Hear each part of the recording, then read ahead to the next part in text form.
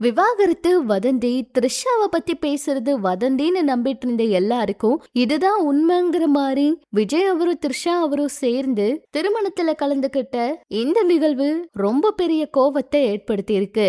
இந்த நிலையில ஸ்டாலின் அவர்கிட்ட சங்கீதா அவங்க ஒரு உதவி கேட்டிருக்காங்களா, வாங்க என்னாச்சுங்கிறத பார்க்கலாம். நடிகர் விஜய் மற்றும் அவரோட மனைவி சங்கீதா இடையிலான விவாகரத்து விவகாரம் இப்ப தமிழக அரசியல்ல பரபரப்பை ஏற்படுத்தி இருக்கு.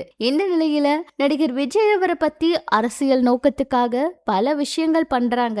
அதே போலதான் த்ரிஷா அவங்கள தாக்கியும் அவங்கள வச்சும் இந்த மாதிரி விஷயங்கள் பேசுறாங்க. விஜய் அவருக்கும் இதுக்கும் எந்த சம்பந்தமும் கிடையாது.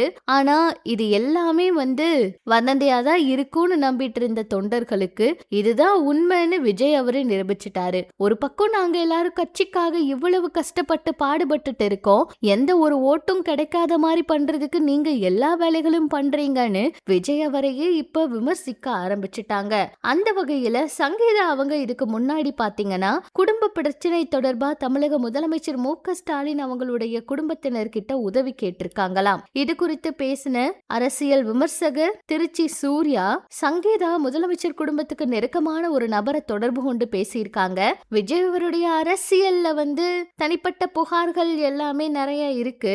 இந்த விவகாரத்துல அரசு தலையிடக்கூடாதுன்னு முதலமைச்சர் அறிவுறுத்தி இருக்காரு. தேர்தல் வர நேரத்துல தனிப்பட்ட குடும்ப பிரச்சனைகள்ல எந்தவித முடிவையும் எடுக்க வேண்டாம் அவரு விலகியே இருக்குமாறும் அறிவுறுத்தி இருக்காராம். அது மட்டும் இல்லாம சங்கீதா அவங்க எதிர்பார்த்த அரசியல் ரீதியான ஆதரவு கிடைக்கிறதுல இதனால சிக்கல் ஏற்பட்டிருக்கு. விஜய் ஒரு புறம் தன்னோட அரசியல் பயணத்தை தொடங்கி பல்வேறு விமர்சனங்களை சந்திச்சுட்டு வர நேரத்துல சங்கீதா அவங்களுடைய விவாகரத்து செங்கல்பட்டு நீதிமன்றத்துல வழக்கு தொடர்ந்திருக்க பிரச்சனை இது எல்லாமே மிகப்பெரிய அளவுல அவருக்கு பாதிப்பை ஏற்படுத்தும் அப்படின்னு நினைச்சாங்க.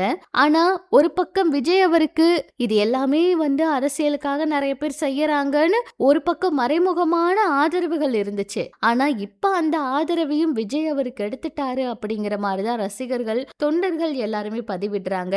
என்ன இருந்தாலுமே என்ன பேசி இருந்தாலுமே அவர் த்ரிஷா அவங்க கூட வேணும்னே இந்த திருமணத்துக்கு வந்திருக்க கூடாது. அது ரொம்ப ரொம்ப தப்பு. இந்த நேரத்துல அவங்களோட மனைவியோட மனநிலையும் மகளோட மனநிலையும் எவ்வளவு வேதனையை கொடுத்திருக்கோம். இந்த மாதிரி எல்லாம் பண்ணலாமா?